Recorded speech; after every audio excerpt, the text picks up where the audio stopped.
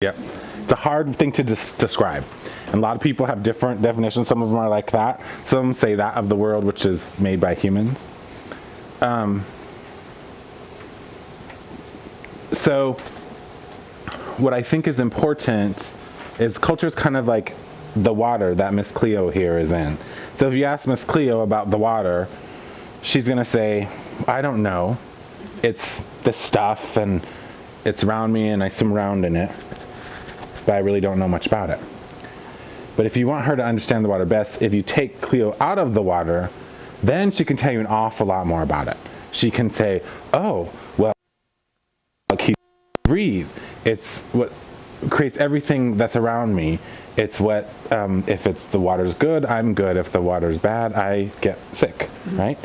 And so that's how culture is. It's like the water we swim in.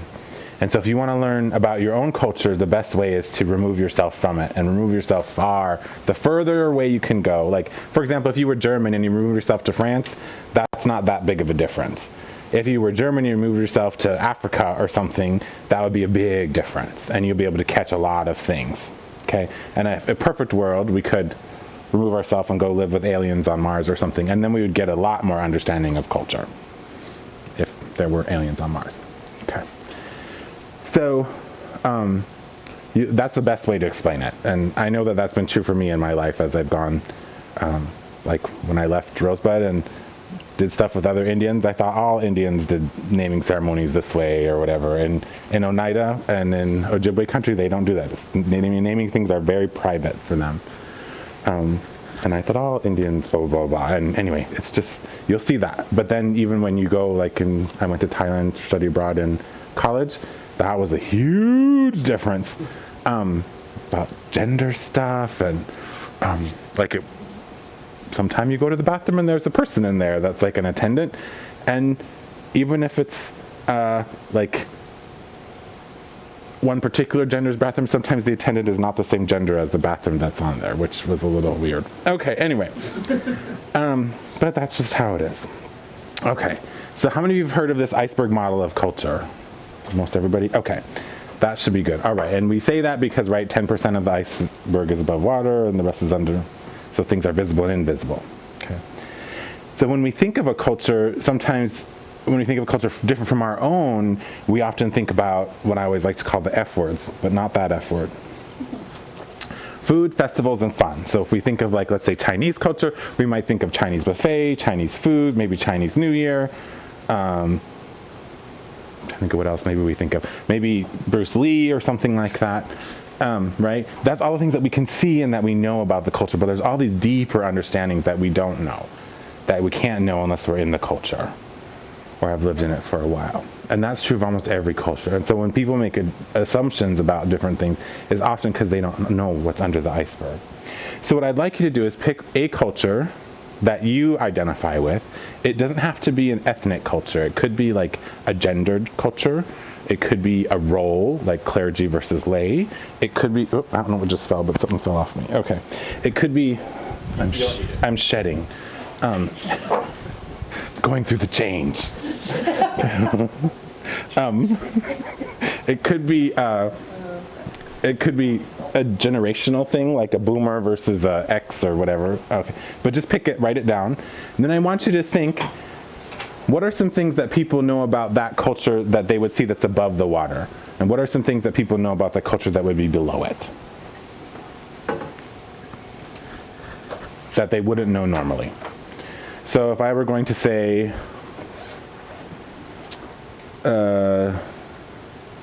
clergy culture, we might say collars, Eucharist, ordination, maybe would be things, outwardly things that people would see about a clergy culture. And down here, some things would be, we don't just work on Sundays. How much time we spend doing things that maybe we don't want to do, but I think a lot of, or I'm going to pick on you, Mr. Purpleness, but like, so a lot of people think the bishop is confirmations and ordinations and all that, but probably the majority of the stuff that the bishop does, stuff we don't see, complications with personnel or figuring out administrative crap and things that are boring, that's why we have to pay them, right? Like he has some illness, but His name is Gert Hofstede. He developed these dimensions of culture, or most of them. And I think he's Danish or something. And businesses would hire him. He's a business person. Business would hire him to help make sure that their stuff sold in other countries. And actually, so out of necessity, which is the motherhood of all invention, right? That's how these were born. So I'm going to use a lot of advertising examples in here. And I'm starting with the things I think will have the biggest impact and then the things I think will have the smallest impact. What I'd like you to do as I go through these is on your sheet of paper, these are all on scales. And so I'd like you to put an X on the scale where you think you fit on these things. This is spectrum based on the culture that you picked. Okay? So if you picked female, and you don't know these yet, but maybe you do, but when you see them, figure out where you are on there. And so, there's some there now. So probably the biggest one, the first one, is this individualism versus collectivism. So individualism has sort of a loosely knit social framework.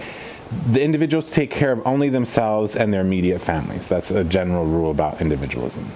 An example of an individualistic culture, or ad from an individualistic culture, is that person on the left. Who is that?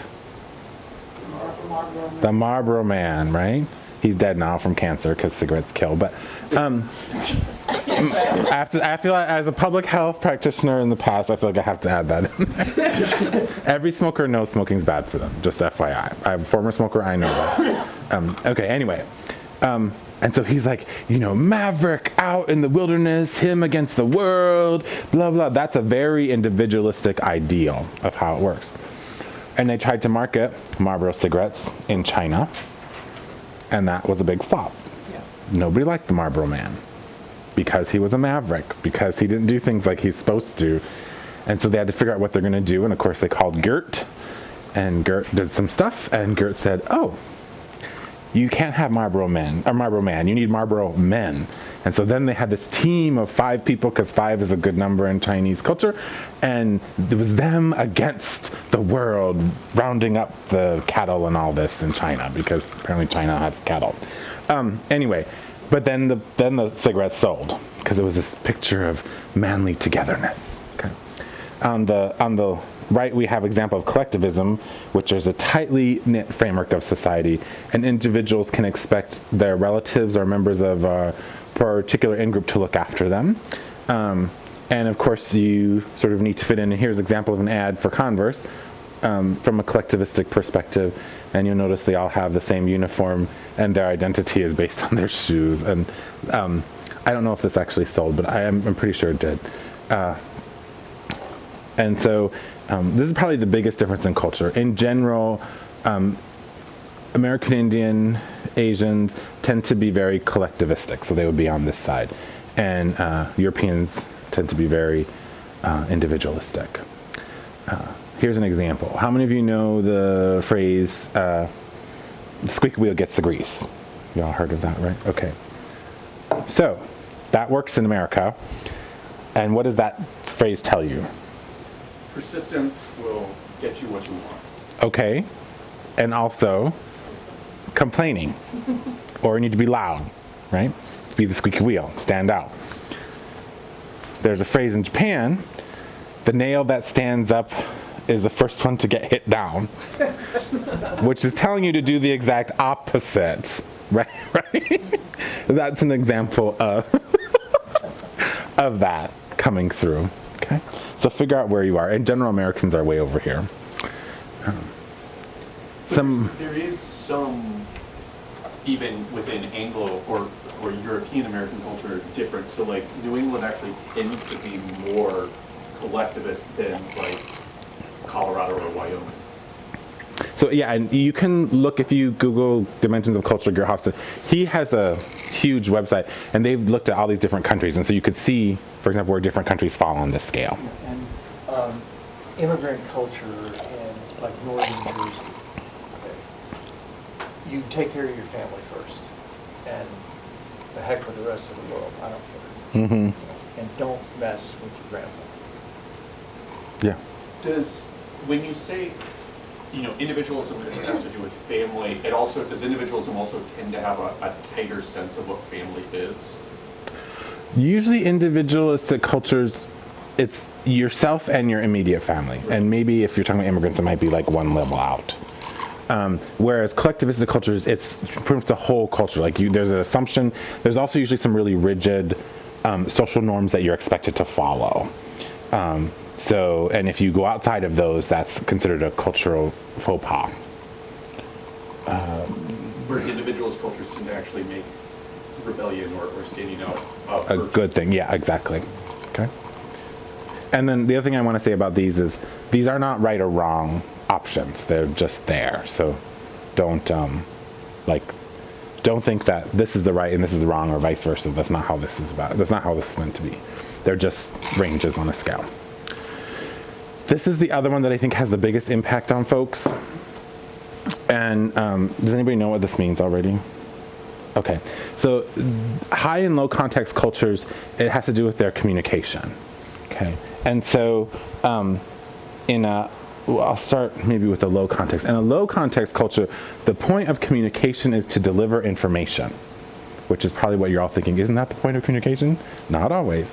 So this is an example of a low context message. Everybody who reads this or can read English knows what's going on here. If I were to dump this on somebody, that would hurt them, right? And so it's delivering information that the beverage is hot. That's an example of a low context message. Meaning you don't have to have a lot of context to know what the message means. Does that make more sense now? How you get the difference? Okay. In a high context culture, this is also a message in a high context culture. This is actually an immigration story of a family, and it talks about when the family came and the obstacles they had to overcome, gaining citizenship, members of their family dying. It would take probably a whole afternoon to explain the story, but that's an example of a high context message. And in high context cultures, the point of communication is not so much to deliver information as it is to build relationships. That is a big difference between high and low context cultures. So if we think of maybe someone, I'm going to pick on you, but someone from the East Coast or New York, when they're just, trying to get information across. And these folks, that's going to be considered rude because they're going to want to build a relationship with you before they can just give you information. Does that tend to correlate with sort of prevalence of storytelling as a primary medium? That's a good question, and I don't know, because I believe that storytelling is in every culture. So well, I think so too, but there's some cultures where if you ask any question, you're going to get a story.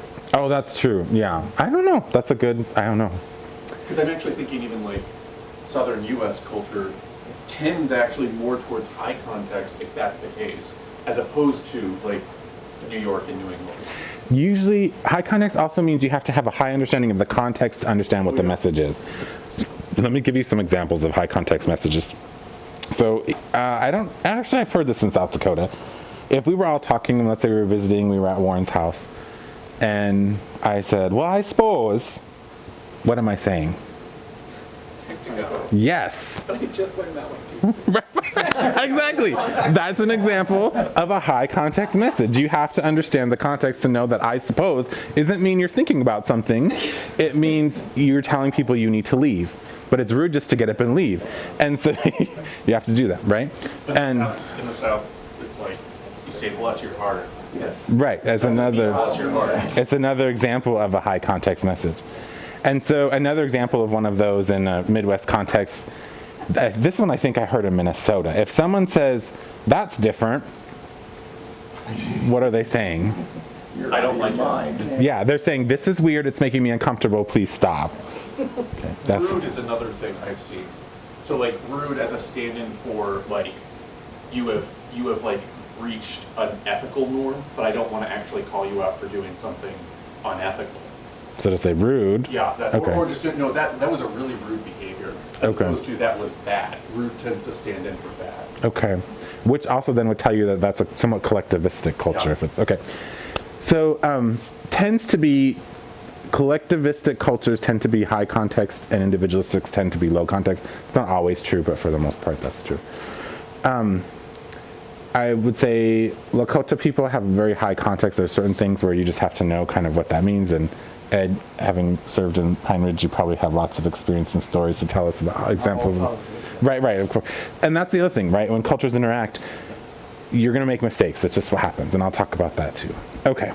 Any questions about this one? Okay. This one has to do with how we interact with our environment. And so in a harmony culture, acceptance and blending into the natural and social worlds rather than change them is important. So you want to try and fit in rather than exploit, and limit rather than control. That would be on this side, how you interact with your environment, outside environment. Okay. And then in a mastery culture, you want to direct and control the natural and social worlds, and your goals can be achieved by changing and adapting the social and natural environments. And these cultures tend to focus on self-sufficiency, self-assertion, being daring and ambitious. And this is a picture from somewhere in South Dakota. I don't know where it's from. Looks like somewhere West River. And this is a picture of Palm Island. I think it's in Dubai. And they've actually created this island, like it's a person-made island out of sand. And they did it so all of the homes that are along here actually have like beachfront property. And so all of these are all beachfront. And then they're shaded from the harsher waves, and so these waves here will be a lot less or whatever. So it's like a nice, relaxing place to live. This has to do with how we view the world in terms of time. And these next ones all have to do with time. So in a short-term culture, it's very what's present, what's now. I forget what that's called. Instant gratification, right? And so for many people, short-term is like, right? Or you were talking about 5 minutes being, right? That's long-term, maybe, for right, for East Coaster. When we think about long-term, what's long-term? Retirement planning. Okay, retirement planning, maybe. Some people would say it's 6 months in an institution. What? Yeah. Vision planning. Vision planning. Okay. And so long-term cultures might even think in terms of generations, or in terms of like even dynasties, maybe, if you want to think of that. And so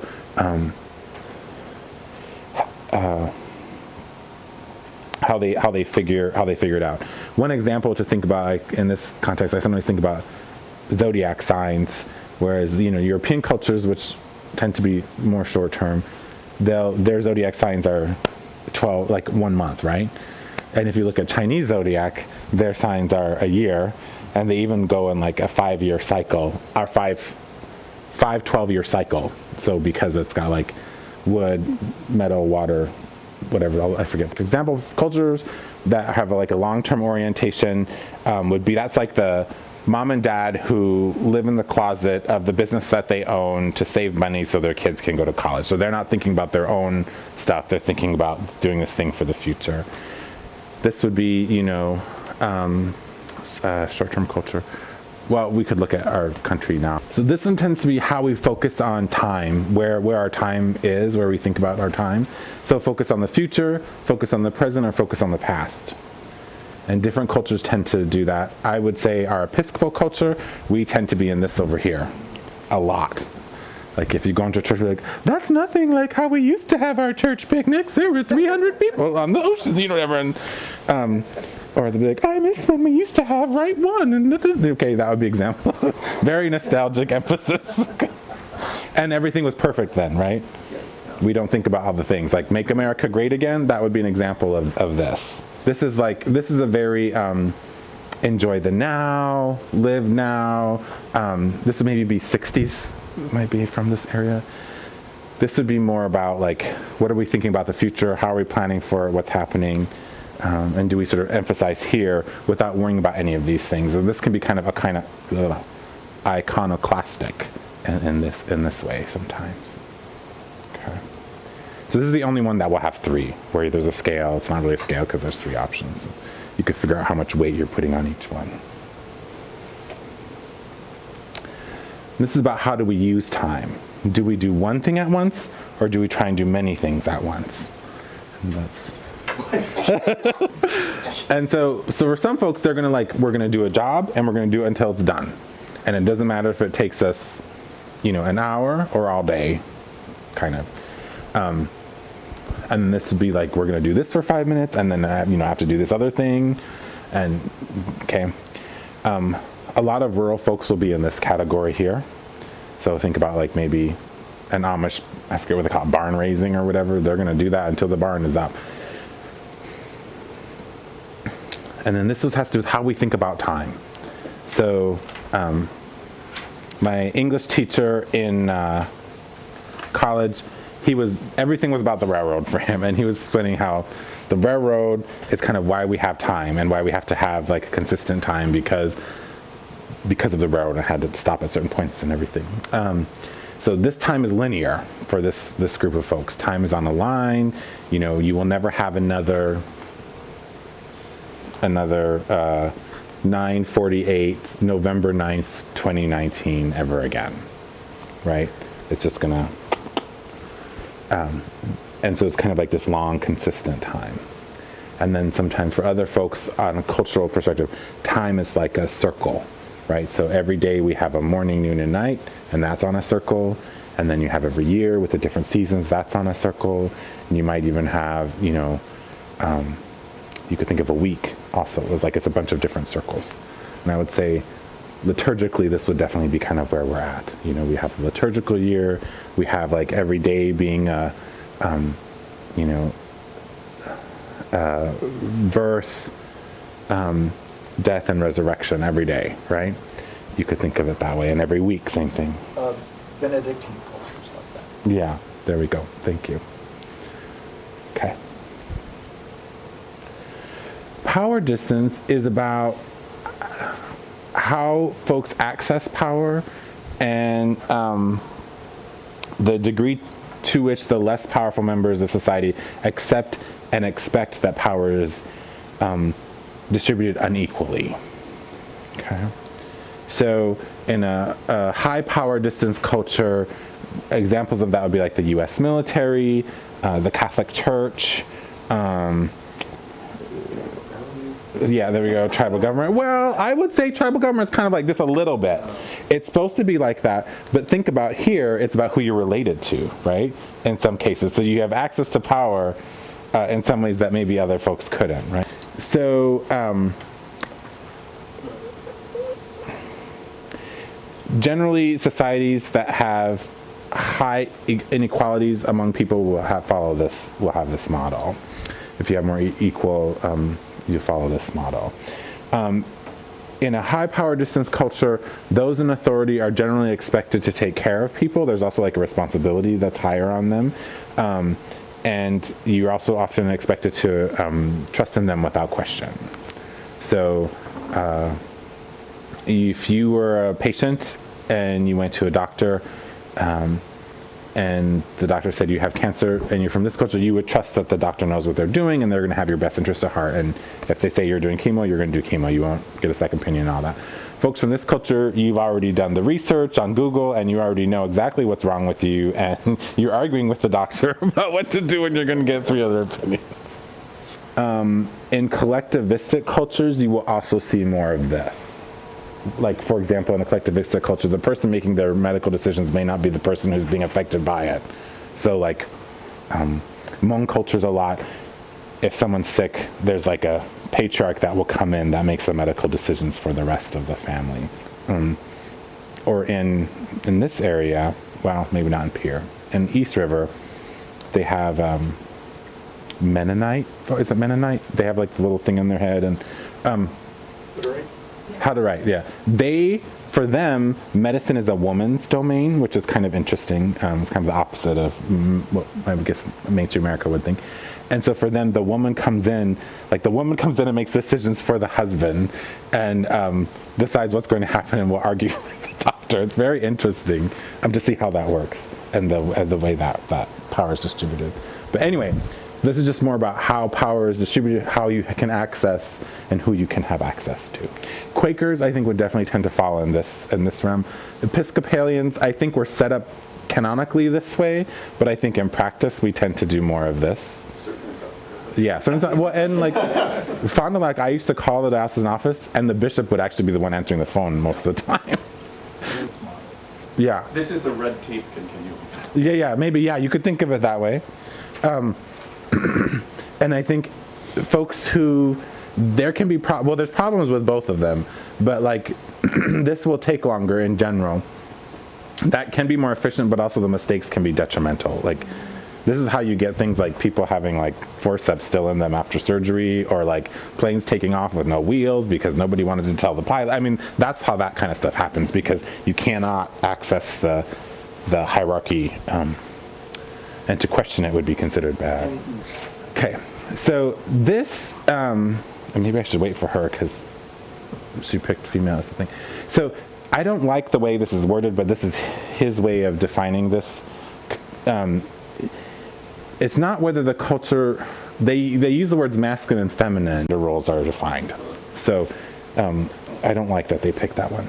It So shows his cultural bias. yeah, maybe. So in this ad on the left is from a masculine culture, but it's from our culture from like the 1950s or something.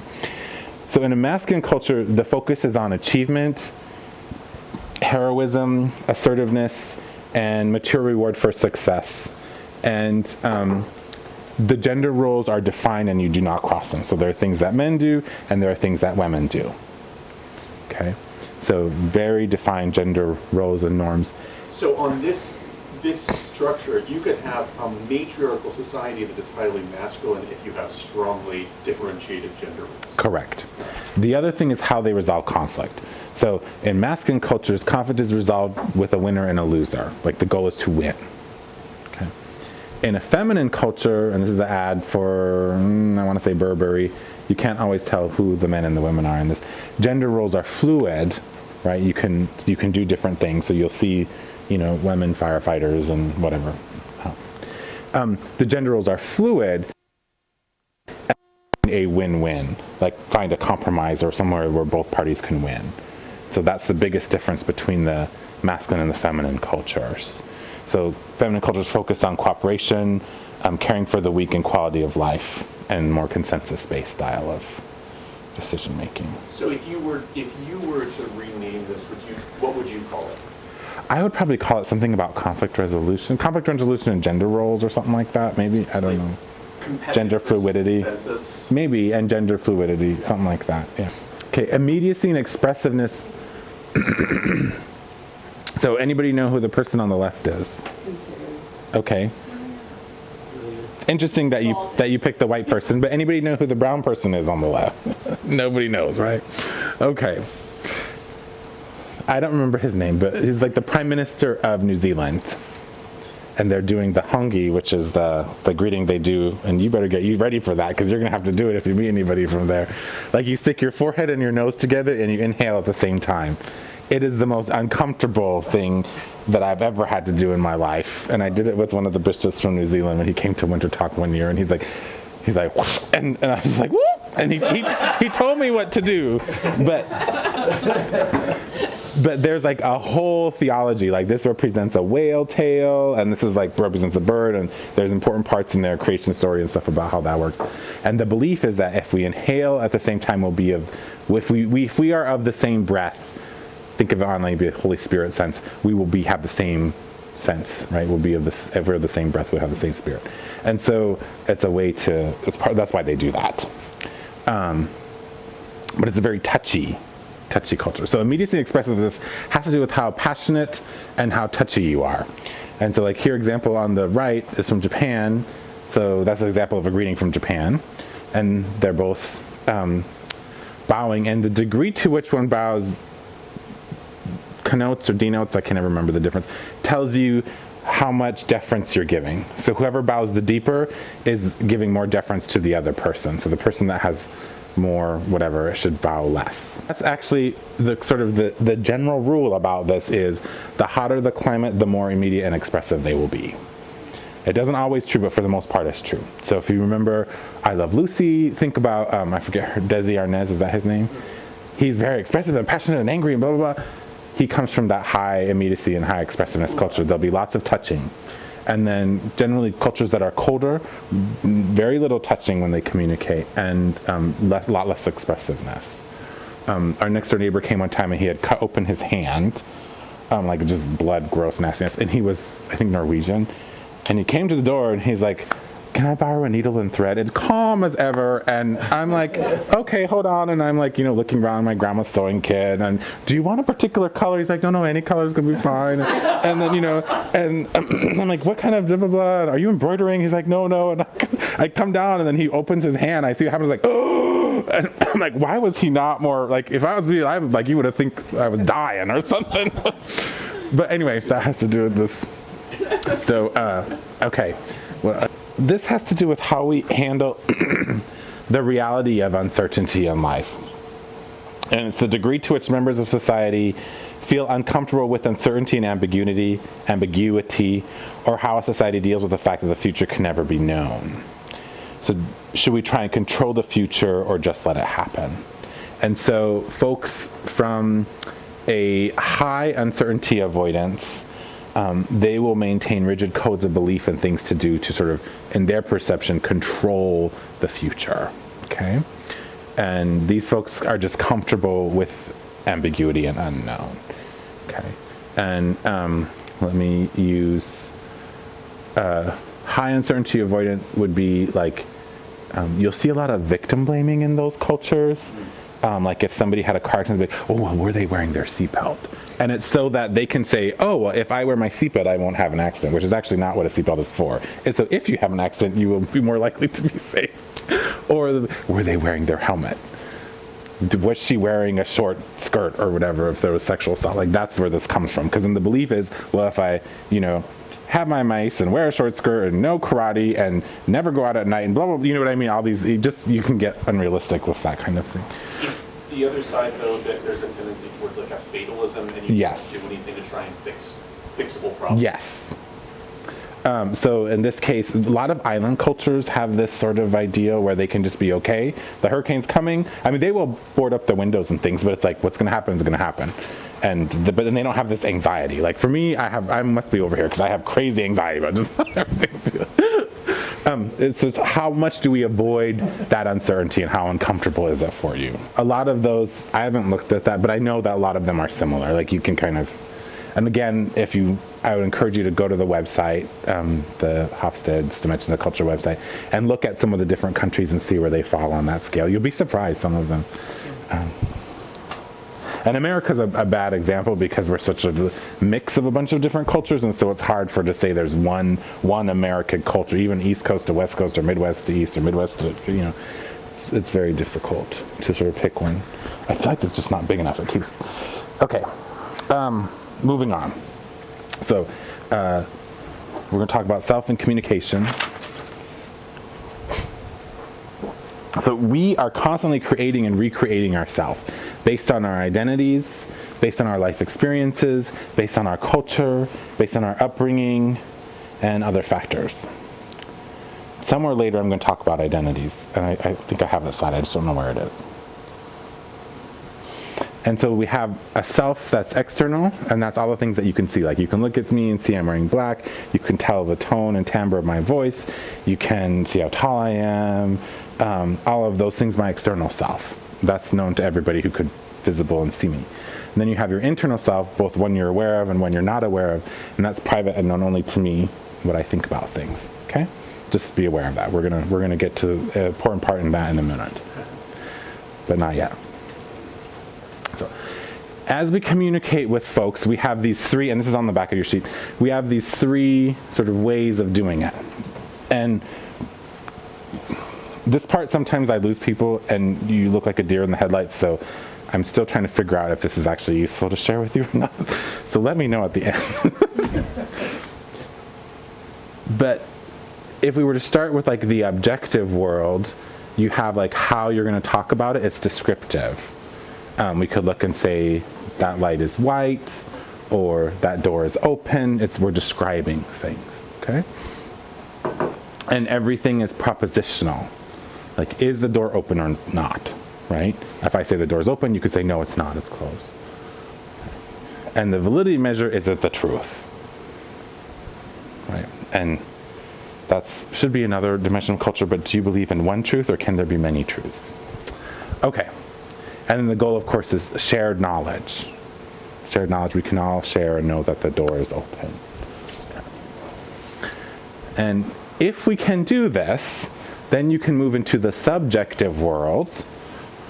And the type of speech is expressive, expressing how I feel or what I think. And it's about narrative and affect, meaning feelings about it or like facial expression. The validity measure is it honest. And the goal of this type of communication is to build mutual trust. So the door is open, it's a beautiful door, it's made out of oak, those are all propositional. Let me use a different example. This might be, it is 72 degrees. This might be, it's hot. Okay? I'm feeling hot. Is anybody else hot? Okay? That's subjective world. Then you have the social world, which is regulative. Subject matter about norms or intentions, so telling people how to behave and where to go. The validity measure, is it just, is it appropriate? And then the goal is shared social norms. So example would be, it's hot, the temperature should always be below 70 degrees because it's winter. That's your should statement. You're right. Here's what happens. If you're ever in a group of people and you find there's all kind of problems, take a step this way and then take another step this way until that goes away, and then you can start building back up. So if you're ever in a group and there's chaos going, think about maybe your, I can't think of a good example, like your diocesan blah, blah, blah meeting. This happens a lot. And you will also notice it in your vestry or bishops' committee meetings. This will happen. And so people are going to be like, oh, well, of course we should have that fry bread sale or whatever. The problem is not everybody might agree with that. Some people be like, well, actually, fry bread's giving our people diabetes and heart disease, and maybe it's not a good thing to be eating all the time. Maybe we should be thinking about fresh fruits and vegetables and how we're going to incorporate those into our community. Sorry, that's my public health thing coming out again. I know, I looked at the people's faces and they're like, I'm just kidding. So be aware of that. That's what this is about, is how do we control it. And part of our problem, if we look at our society as a whole, is that we can't even agree on this spot. When you have things, people talking about fake news, that is this. Like, you can't even agree. Did this happen or didn't it happen? We can't even agree. And therefore, we can't even start from here and work our way this way if we can't agree on the very... all the time, multiple times a day, probably thousands of times a day, even with people in your own culture. So this is called the communication gap. What happens is the person on the left has a thought or an idea that's private and known only to them. And there's a map on here if you want to, so you can see it. And I don't know if you want to take notes or not, but... And so they're going to put that thought using a system of encoding that's based on their culture, their upbringing, their life experiences. All of that will base what their encoding system is. And then they will have an action which is observable by anyone. Any person will have that observable thing. And person B is going to have a system of decoding. So they're going to decode that action, and then their decoding system is based on their life experiences, their culture, their upbringing, etc. And then they are going to have a thought about it. And the difference between what this is and what that is the communication gap. So, real life example. In high school, I had a friend who was Vietnamese. His name was Phi. And he invited me over for dinner at his house. And his mom was the cook at a Vietnamese Chinese restaurant. And we had pho. If you never had pho, it's like a beef noodle soup, very yummy. This was my first time having it. And so I got invited over. And the food was wonderful, delicious. Mom couldn't speak English, but we smiled a lot at each other. Anyway, I wanted to say thank you. My system of encoding, based on my life experience, my upbringing, says when someone cooks a wonderful meal, you clear the table and you do the dishes. So my action was that I began to take the things out and start bringing them to the kitchen. And Fee's mom's system of decoding is private. It's based on her life experiences, right? And I don't know what her thought was, right? Because it's private and known only to her. But I can tell you what happened. The observable thing, I started to do that, and she started yelling very loudly. And I don't know what she was saying. And so then my friend was like, just stop. And I was like, okay. And what do you think she thought?